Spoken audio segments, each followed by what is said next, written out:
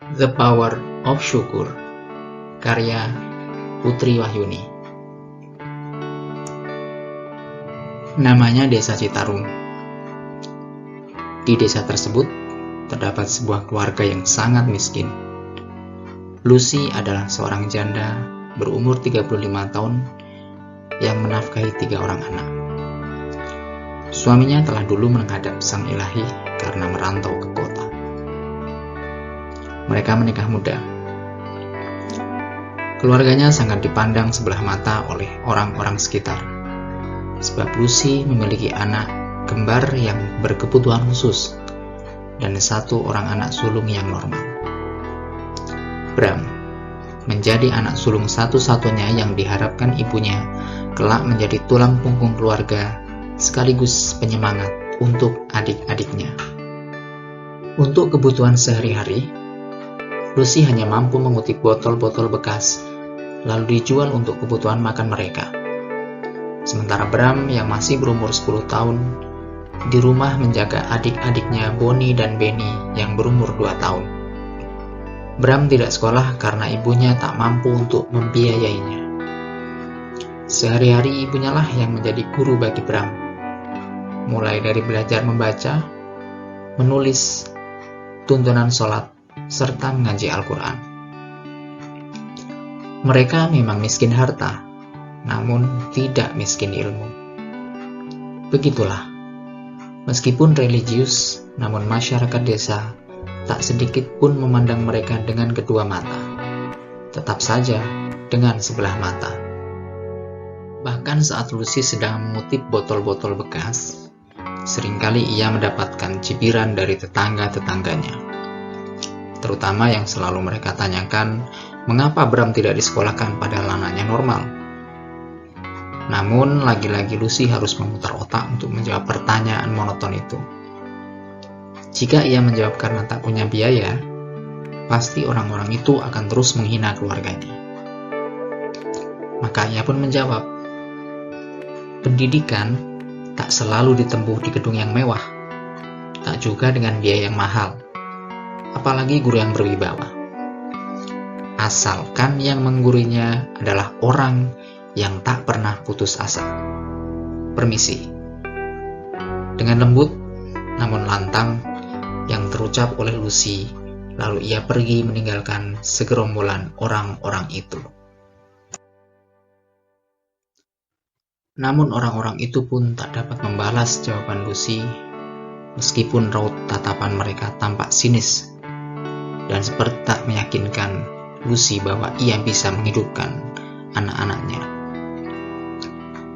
Beberapa tahun pun telah terlalui oleh Lucy. Kini Bram menginjak umur 15 tahun. Ia tak lagi belajar dengan ibunya. Justru ia belajar dari lingkungannya. Tentang apapun itu, mulai dari politik, bisnis, perkebunan, dan lain-lain. Meskipun yang didapat hanya dengan mendengar obrolan-obrolan orang sekitar. Kadang ia pun pergi ke taman belakang sekolahan, membawa pena dan buku lalu mengintip anak-anak yang sedang belajar di kelas, dan mencatat apapun yang diterangkan guru ketika menjelaskan mata pelajaran. Lalu ia membawanya pulang. Sebagai orang yang tak berkepunyaan, Bram tak mengharap cita-cita yang tinggi. Ia hanya berharap garis hidupnya suatu hari nanti akan berbalik 180 derajat. Ia tak tega jika ibunya terus-terusan menjadi buah bibir orang-orang, apalagi keluarganya yang selalu dipandang sebelah mata. Jangankan mengharap bantuan, menerima tegur sapa pun tak pernah didapatkan keluarganya.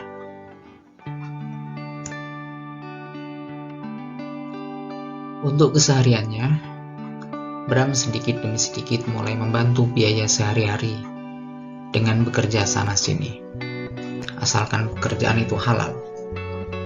Mulai dari bekerja bangunan, membajak sawah, semir sepatu, menjual koran, hingga membantu petani. Uang dari hasil jerih payahnya itu diberikan ke ibunya. Sebagian dari sisanya ia tabung di kaleng bekas. Kebutuhan mereka sedikit demi sedikit pun mulai terpenuhi. Jika dahulu mereka hanya bisa makan sehari sekali, kini mereka dapat makan 2 kali sehari, meskipun lauknya hanya itu saja. Setiap saat ingin makan bersama. Lucy selalu memandangi anak-anaknya dengan mata berkaca-kaca. Beruntungnya ia memiliki anak-anak yang mau menerima keadaan keluarga. Tak seperti kebanyakan anak di luar sana yang masih mengeluh padahal berkecukupan. Lucy selalu yakin akan ada saatnya roda kehidupan mereka yang kini berada di bawah akan berubah menjadi di atas. Ia tak pernah sedikit pun menyesali kehidupannya, bahkan kepergian suaminya. Mungkin ini memang takdir yang terbaik yang diberikan Tuhan untuk keluarga mereka. Bram juga sering bercerita pada ibunya pada saat ia bekerja, ada saja anak sebayanya yang mengejeknya, bahkan tak sedikit pula yang melemparinya. Namun Lucy tak marah, apalagi berniat menghampiri anak-anak yang telah mengejek Bram.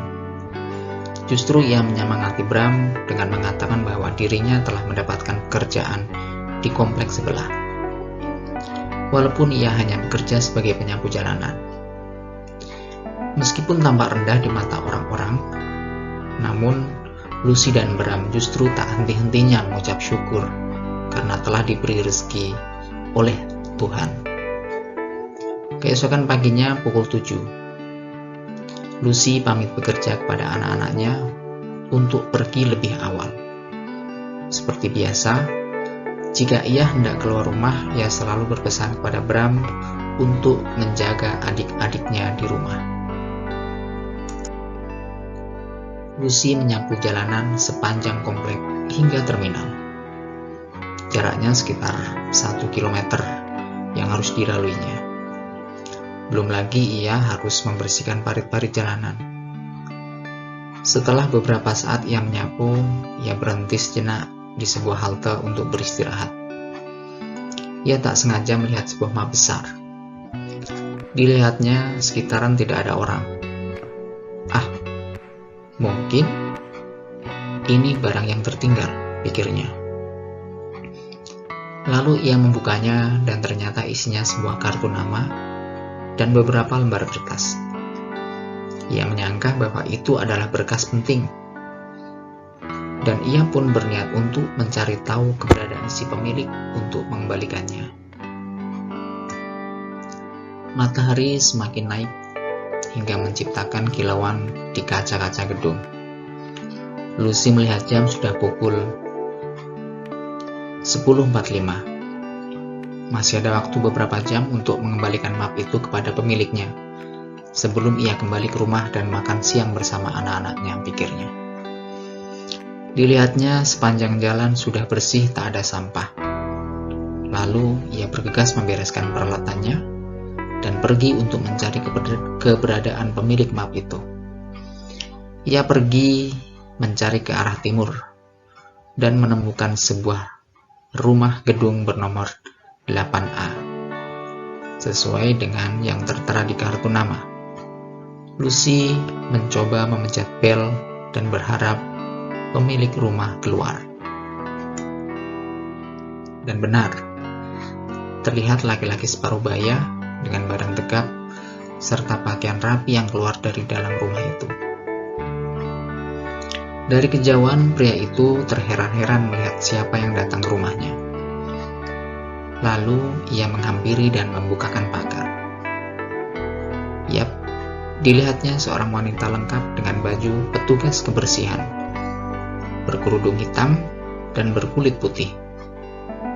Namun matanya terfokus dengan apa yang dibawa oleh Lucy. Tidak salah lagi, itu benar map yang dicari-carinya kemanapun, namun tetap tak ada. Pria itu pun heran mengapa map berisi berkas pentingnya ada pada wanita penyapu jalanan itu. Permisi, apa benar ini rumah Pak Wijaya? Ya, saya Wijaya, ujar pria itu. Pak, saya mau mengembalikan map ini. yang saya temui di halte tadi. Dengan sedikit canggung, Lucy memberikan map itu kepada pemiliknya. "Oh iya, ini memang map saya. Di dalamnya ada berkas yang sangat penting. Terima kasih sudah mengembalikan map ini. Mari masuk dulu, saya buatkan teh." "Tidak perlu repot-repot, Pak. Saya hanya mau mengembalikan map itu saja." Pria itu hanya merespon dengan senyum manis, sambil mengambil dompet di saku celananya dan memberi 10 lembar uang 100-an. "Ya sudah, kalau begitu, terima saja ini. Anggap saja ucapan terima kasih saya kepada kamu karena sudah menyelamatkan berkas saya." Pria itu meraih tangan Bu Lucy dan menyelipkan uang itu ke genggaman Lucy. Lucy pun kaget akan hal itu. Spontan ia langsung mengembalikannya kepada pria itu. Ia sebelumnya tak pernah mempunyai uang sebanyak itu. Lantas pria itu pun heran. Ada apa sebenarnya dengannya? Pria itu pun menghembus nafas seperti kehabisan akal untuk membalas budi baik Lucy. Dilihatnya Lucy memakai seragam kebersihan. Pria itu pun akhirnya tahu apa yang pantas diberikan kepada Lucy. "Kelihatannya kamu seorang penyapu jalanan.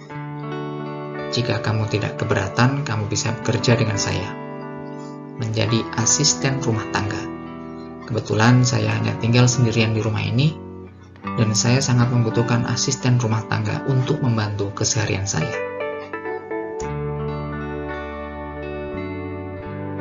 Mendengar itu, Lucy pun tak menyangka akan ditawarkan pekerjaan yang jauh lebih layak untuknya.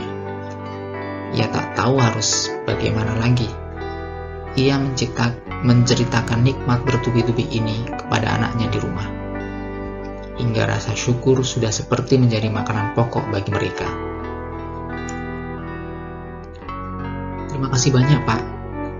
Dengan senang hati saya mau menerima tawaran Bapak untuk bekerja di rumah ini." Dengan raut tak menyangka dan mata berkaca-kaca, Lucy berterima kasih. "Tapi ada syaratnya," ujar pria itu dengan raut seperti mencurigakan. Spontan raut wajah Lucy yang semula gembira pun tiba-tiba berubah menjadi panik. "Apa itu, Pak?" tanya Lucy. "Syaratnya, kamu juga harus tinggal di rumah ini." "Sepertinya tidak mungkin, Pak. Saya mempunyai anak yang masih kecil dan saya tidak mungkin meninggalkan mereka." "Kalau begitu, bawa anakmu untuk tinggal di sini."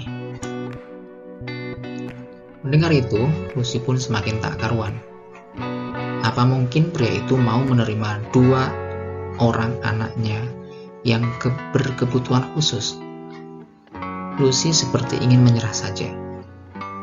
Dia tak sanggup jika nantinya pria itu tak bisa menerima Bonnie dan Benny. "Bawa juga anak-anakmu yang berkebutuhan khusus, dan saya akan memanggil terapis untuk mereka." Lucy terkejut mendengarnya. Bagaimana pula pria itu bisa tahu bahwa ia mempunyai anak yang berkebutuhan khusus? Namun Lucy hanya diam. Ia tidak mau menanyakan soal itu, karena ia tahu pasti pria ini mendengarnya dari omongan-omongan orang sekitar. Tapi Lucy tak mengapa, karena pria itu mau menerima dengan baik keluarganya, bahkan anak-anaknya. Semua yang dikhawatirkannya sudah terbuka. Ia pun segera permisi kepada pria parubaya itu untuk segera kembali ke rumah dan menceritakan kabar bahagia ini kepada anak-anaknya. Keesokan harinya, ia kembali ke rumah itu dengan membawa anak-anaknya. Pak Wijaya sekarang telah menjadi majikannya. Ia menyambut kedatangan Lucy dengan senang hati. Pak Wijaya rupanya sangat baik, berbeda dengan orang-orang di kampungnya. Mungkin Tuhan telah memberi Lucy karunia melalui majikannya itu. Lucy sangat bersyukur mempunyai pekerjaan tetap serta tempat tinggal yang sangat layak. Dia tak perlu lagi menampung tetesan air hujan dari atap rumahnya dan tak khawatir lagi rumahnya akan tumbang jika angin badai menerpa. Ternyata doanya selama ini terkabulkan. Ia percaya jika selalu bersyukur, apa yang ada akan membuatnya mempunyai segalanya. Setelah setahun lamanya Lucy tinggal di rumah itu, ia seperti merasa tertarik dengan majikannya itu. Wanita mana yang tak terkesima dengan pria yang baik hati dan sangat menghormati orang lain. Namun, sepertinya hal itu tak mungkin terjadi. Mana ada pria seperti Pak Wijaya yang tertarik dengan janda miskin sepertiku, pikirnya. Dia pun perlahan-lahan mulai menghapuskan perasaannya itu kepada majikannya. Meskipun ia sempat berpikir untuk mencari ayah pengganti bagi anak-anaknya. Tiba-tiba terdengar suara orang membuka pintu. Dilihatnya ternyata itu Pak Wijaya yang baru saja keluar dari kamar. Rupanya ia menuju ke dapur dan menghampiri Lucy. Sontak saja jantung Lucy semakin berdebar, tak karuan. Majikannya itu mengatakan bahwa ia ingin berbicara dengan Lucy di ruang tamu. Sekarang, Lucy pun menuruti permintaan majikannya. Ia semakin deg-degan memikirkan apa yang akan disampaikan Pak Wijaya. Apakah dirinya akan dipecat karena pekerjaannya tidak becus? Lucy semakin cemas. Tibalah mereka duduk berhadapan di ruang tamu yang luas. Hanya ada mereka berdua. Lalu Pak Hans memulai pembicaraan. Lucy, saya ingin mengatakan sesuatu. Kamu kan sudah lama tinggal di rumah ini dengan anak-anak. Hanya saya, kamu, dan anak-anakmu. Saya tidak mau orang-orang menuduh kita sebagai yang bukan mahramnya tinggal berduaan di rumah ini, meskipun hanya sebatas majikan dan pembantu. Saya pun sejak awal sudah tertarik denganmu. Saya tidak pernah memandang derajatmu. Bahkan semakin kesini, saya semakin yakin kamu bisa menjadi ibu terbaik. Apalagi saya melihat kamu sangat sabar mendidik ketiga anakmu. Kita sama-sama masih muda. Masih banyak waktu untuk kembali berumah tangga.